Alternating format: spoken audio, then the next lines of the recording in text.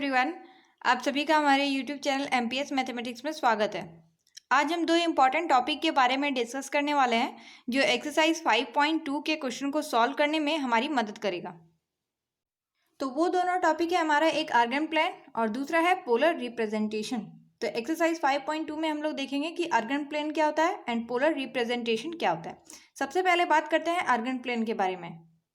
तो बेसिकली आप लोग क्लास 10 में पढ़े होंगे कार्टेशियन प्लेन के बारे में, ठीक है, जिसको हिंदी में हम लोग कार्तीय तल बोलते हैं। तो देखिए कार्टेशियन प्लेन में हम लोग क्या पढ़े थे क्लास 10 में कि एक एक्स एक्सिस होता है और एक वाई एक्सिस, ठीक है। ये जो लाइन होता है, ठीक है, हॉरिजॉन्टल लाइन, ये होता है एक्स एक्सिस और ये लाइन होता है वाई एक्सिस, ठीक है। ये इधर एक्स डैश और ये वाई डैश, और यहाँ पे जो दोनों एक्सिस जहाँ पे कटता है उसको हम लोग क्या बोलते हैं, ऑरिजिन, और उसको ओ से डिनोट करते हैं। उसके बाद कार्टेशियन प्लेन में फोर्थ क्वाड्रेंट होता है, ये फर्स्ट, ये सेकंड, ठीक है, ये थर्ड और ये फोर्थ। इसमें फर्स्ट क्वाड्रेंट में एक्स भी पॉजिटिव और वाई भी पॉजिटिव, ठीक है, प्लस प्लस, और सेकंड क्वाड्रेंट में एक्स नेगेटिव वाई पॉजिटिव। उसके बाद थर्ड क्वाड्रेंट में एक्स भी नेगेटिव वाई भी नेगेटिव, और फोर्थ क्वाड्रेंट में एक्स पॉजिटिव वाई नेगेटिव। हमेशा एक्स को पहले लिखते हैं, ठीक है, पहले एक्स लिखा था उसके बाद वाई। ये दोनों क्या है, कोऑर्डिनेट है। तो अगर कोई पॉइंट दिया हुआ रहता है 2,3, तो इसको हम लोग कैसे प्लॉट करते थे, तो इसको 1 2 3 4 5 ऐसे 1 2 3 4 5, फिर वाई में भी 1 2 3 4 ऐसे, नीचे ये आएगा माइनस में, इधर एक्स वाला माइनस में है तो ये -1 -2 -3 -4, वैसे ये इधर -1 -2 -3 -4। अब 2,3 को कहाँ पे रखेंगे, तो देखिए एक्स प्लस, ये दोनों क्या है, प्लस में है, ठीक है, तो एक्स का 2 मतलब यहाँ पे आएगा 2, ठीक है, और वाई का 3, तो ये दोनों यहाँ पे कटेगा इस पॉइंट पे, ठीक है। तो ये पॉइंट, इसको मान लेते हैं हम लोग कोई पी, यहाँ पे 2, तो ये पॉइंट 2,3 कहाँ है, फर्स्ट क्वाड्रेंट में इस जगह पे है, ठीक है, इसको हम लोग पी नाम दे दिए। अब देखिए कोई पॉइंट मान लेते हैं हम लोग -1, -2, ठीक है, तो दोनों नेगेटिव कहाँ पे है, देखिए थर्ड क्वाड्रेंट में दोनों नेगेटिव है, तो -1, एक्स का -1 और वाई का -2, मतलब इस जगह पे आएगा पॉइंट, ठीक है, ये मान लीजिए क्यू। तो ये जो था हम लोग क्लास 10th में पढ़े थे, ठीक है। अब हम लोग क्या पढ़ेंगे यहाँ पे क्लास 11 में आर्गन प्लेन के बारे में। ये हमारा था कार्टेशियन प्लेन, इसमें भी दो एक्सिस होगा, ठीक है, जिस तरह वहां पे था एक्स और वाई, लेकिन यहाँ पे एक्स एक्सिस को हम लोग क्या बोलते हैं, रियल एक्सिस, और वाई एक्सिस को क्या बोलते हैं हम लोग, इमेजिनरी एक्सिस।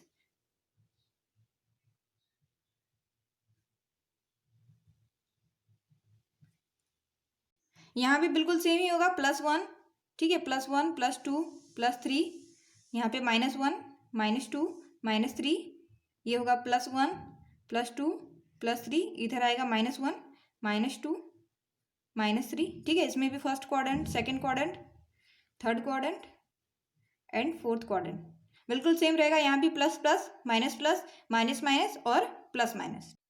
अब तो ये हो गया हमारा आर्गन प्लेन। आर्गन प्लेन को हम लोग कॉम्प्लेक्स प्लेन भी कहते हैं, ठीक है, इसका दूसरा नाम है कॉम्प्लेक्स प्लेन।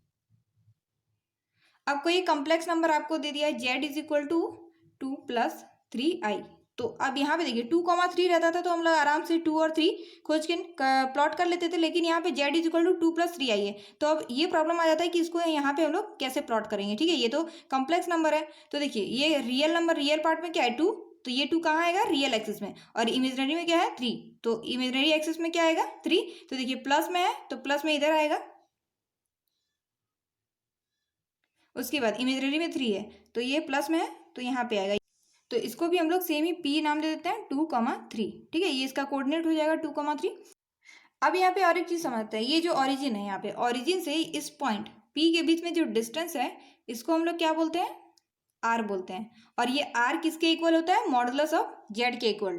तो ये r मॉडुलस ऑफ z के इक्वल कैसे होता है, तो देखिए यहाँ से यहाँ तक क्या है, ये x है, ये यहाँ पे x है, ठीक है, यहाँ से यहाँ तक o से इस पॉइंट को हम लोग कोई भी a b मान लेते हैं, ठीक है, ये मान लेते हैं, और यहाँ से यहाँ तक क्या है, y है, ठीक है, APY है, तो इसके लिए हम लोग एक फिगर बना लेते हैं, या फिर इसको यहीं पे देख लेते हैं। देखिए यहाँ से यहाँ तक x है और यहाँ से यहाँ तक y है, और ये क्या है आर है, ठीक है। और यहाँ पे देखिए परपेंडिकुलर है, मतलब 90 डिग्री का एंगल बन रहा है। तो बाय पाइथागोरस थ्योरम हम लोग लिख सकते हैं ये क्या है, हाइपो हो गया इसका। तो एच का square is equal to P square plus B square होता है। तो आर का स्क्वायर इज इक्वल टू क्या हो जाएगा, y square plus x square. And r is equal to क्या हो जाएगा, root under x square plus y square. और देखिए मॉडुलस ऑफ जेड क्या होता है, मॉडुलस ऑफ जेड, अगर कोई z is equal to x plus i y कोई कॉम्प्लेक्स नंबर है तो मॉड ऑफ जेड क्या होता है, x square plus y square. तो यहाँ से आर क्या हो गया, मॉड ऑफ जेड के इक्वल हो गया, ठीक है। तो आर्गन प्लेन में बस हमें इतना ही जानना था, इतना ही हमारे लिए काफ़ी है। वैसे तो इसमें बहुत कुछ है, लेकिन आपके क्लास 11 के लिए बस इतना ही है, ठीक है। इतना ही जानना आपके लिए इंपॉर्टेंट है। अगर आपसे कोई पूछता है कि आर्गन प्लेन और कार्टेशियन प्लेन में क्या डिफरेंस है, तो जनरली आर्गन प्लेन में क्या होता है कि हम लोग कॉम्प्लेक्स नंबर को प्लॉट करते हैं, ठीक है। और कार्टेशियन प्लेन में क्या करते हैं, हम लोग रियल नंबर को प्लॉट करते हैं। कार्टेशियन प्लेन में ये सब जो नंबर्स हैं ये सब क्या है, रियल नंबर्स होते हैं। और आर्गन प्लेन में ये सब जो जितने भी सारे नंबर्स हैं ये क्या होते हैं, कॉम्प्लेक्स नंबर होते हैं। बस इसमें यही डिफरेंस है। अब ये हमारा हो गया आर्गन प्लेन। अब हम लोग पढ़ेंगे पोलर रिप्रेजेंटेशन, जो वेरी वेरी इंपॉर्टेंट है। पोलर रिप्रेजेंटेशन में क्या है कि अगर कोई complex number z is equal to है x प्लस आई वाई है, तो इसका पोलर रिप्रेजेंटेशन करने के लिए हमें क्या करना है, z को x प्लस आई वाई है ना, इसको हम लोग r cos theta plus i sine theta के फॉर्म में हमें इसको चेंज करना है। अगर किसी कॉम्प्लेक्स नंबर को हम लोग इस फॉर्म में चेंज कर देते हैं तो उस कॉम्प्लेक्स नंबर का ये क्या हो जाएगा, पोलर रिप्रेजेंटेशन, मतलब ये पोलर फॉर्म में हो जाएगा, ठीक है।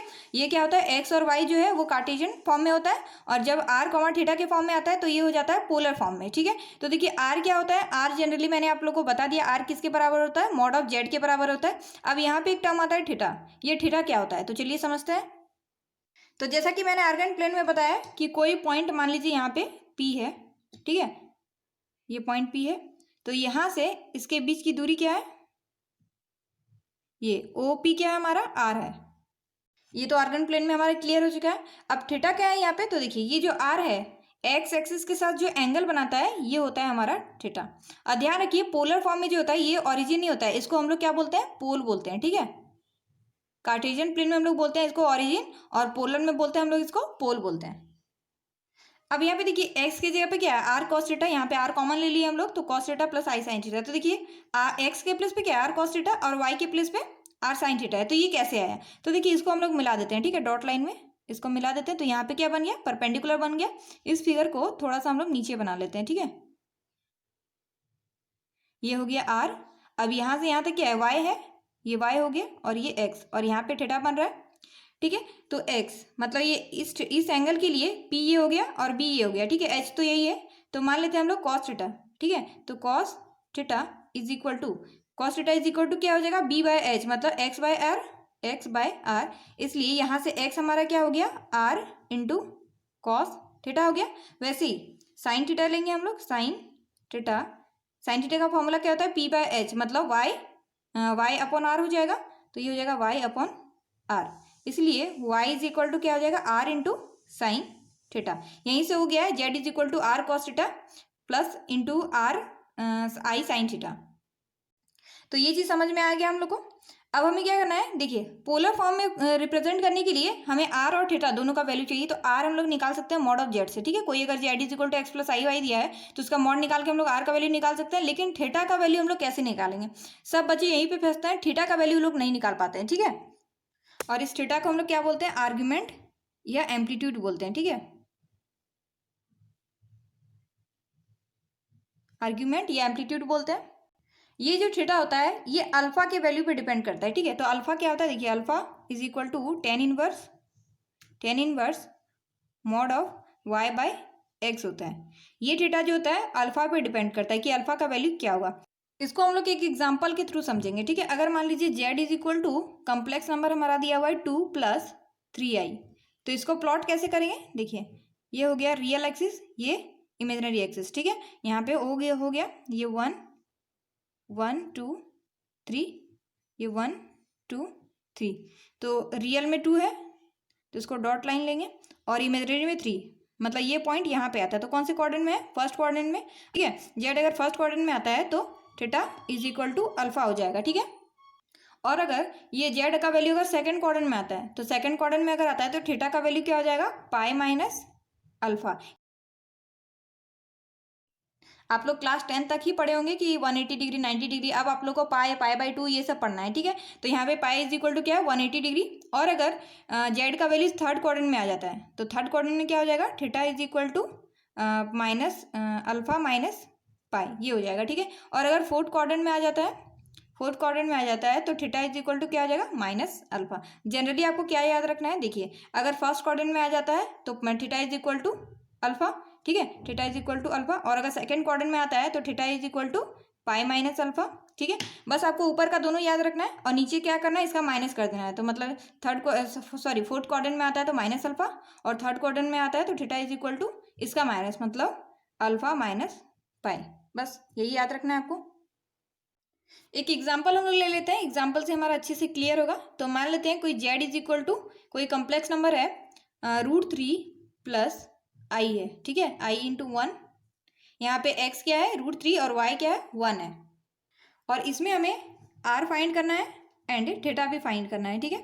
तो देखिए यहाँ पे दोनों प्लस में है, ये दोनों क्या है प्लस में है, √3 प्लस 1 है। तो क्या है, ये फर्स्ट क्वाड्रेंट में है, ये क्लियर हो गया, ये हो गया फर्स्ट क्वाड्रेंट में। मतलब थीटा इज इक्वल टू क्या होगा, अल्फा होगा। अब हमें क्या निकालना है, अल्फा निकालना है। तो अल्फा का मैंने फार्मूला क्या बताया था, tan inverse mod of y by x, ठीक है। तो tan inverse mod of y क्या है 1 है हमारा, और एक्स क्या है √3 मॉड ऑफ। यहाँ पे मॉड का मतलब इसके अंदर जो भी वैल्यू आएगा वो प्लस में ही आएगा, ठीक है। अगर माइनस में आ भी जाता है तो इसका मॉड हट के क्या हो जाएगा, वो प्लस में हो जाएगा। तो टेन इनवर्स 1/√3 आ गया हमारा। तो देखिए 30 डिग्री इज इक्वल टू 1/√3 होता है। तो tan inverse 1/√3 is equal to क्या हो जाएगा 30 डिग्री। तो ये हो जाएगा 30 डिग्री। तो अल्फा का वैल्यू क्या आ गया 30 डिग्री, इसलिए theta is equal to alpha is equal to 30 degree हो गया। अब हम लोग आर निकाल लेते हैं। R is equal to √x² plus 5² मतलब √3 का स्क्वायर प्लस 1 का स्क्वायर, √3 का स्क्वायर 3 प्लस 1 का स्क्वायर 1, √4 इज इक्वल टू 2। इसलिए आर इज इक्वल टू हमारा 2 निकल गया और थीटा क्या है 30 डिग्री। अब इसका हमें अगर बोलता है कि पोलर फॉर्म में लिखना है तो पोलर फॉर्म में कैसे लिखेंगे, z is equal to r into cos theta plus i sine theta, यही है पोलर फॉर्म। तो आर का वैल्यू क्या है 2, कॉस थीटा का वैल्यू क्या है 30 degree plus i into sign 30 degree. लेकिन हमें यहाँ पे डिग्री में नहीं लिखना है, ठीक है, रेडियन में लिखना है। तो 2 इंटू कॉस 30 डिग्री को क्या लिख सकते हैं हम लोग, कॉस पाई बाई 6 लिख सकते हैं, ठीक है, plus i into sine pi by 6। ये हो जाएगा इसका पोलर फॉर्म।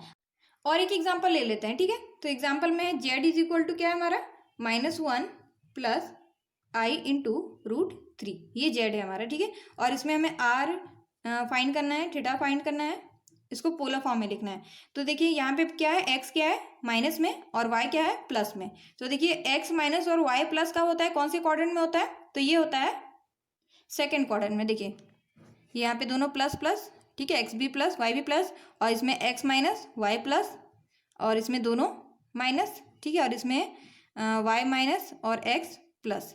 तो देखिए यहाँ पे माइनस प्लस है, यहाँ भी माइनस प्लस, तो ये कौन से क्वाड्रेंट में, सेकंड क्वाड्रेंट में। और जब सेकंड क्वाड्रेंट में होता है तो थीटा इज इक्वल टू क्या होता है, पाई माइनस अल्फा होता है। यहाँ पे pi is equal to 180 degree है, ठीक है। तो सबसे पहले आर निकाल लेते हैं। आर इज इक्वल टू क्या हो जाएगा, √x का स्क्वायर मतलब -1 का स्क्वायर प्लस √3 का स्क्वायर, ये 1 हो जाएगा, प्लस 3, √3 का स्क्वायर 3 हो जाता है, ये हो जाएगा √4, और √4 इज इक्वल टू क्या होता है 2, इसलिए आर हमारा 2 निकल गया है। अब थीटा निकालेंगे। थीटा निकालने के लिए सबसे पहले हमें अल्फा निकालना है। तो अल्फा इज इक्वल टू क्या होता है, tan inverse y by x, tan inverse y के प्लेस पे क्या है हमारा √3, तो √3 अपॉन -1। अब देखिए यहाँ पे माइनस हो गया है तो मॉड ऑफ √3 अपॉन -1 है, तो ये प्लस में हो जाएगा, ठीक है। तो टेन इनवर्स √3 हो जाएगा, इसलिए अल्फा का वैल्यू क्या आ जाएगा हमारा 60 डिग्री। और 60 डिग्री को हम लोग क्या लिख सकते हैं, पाई बाई 3।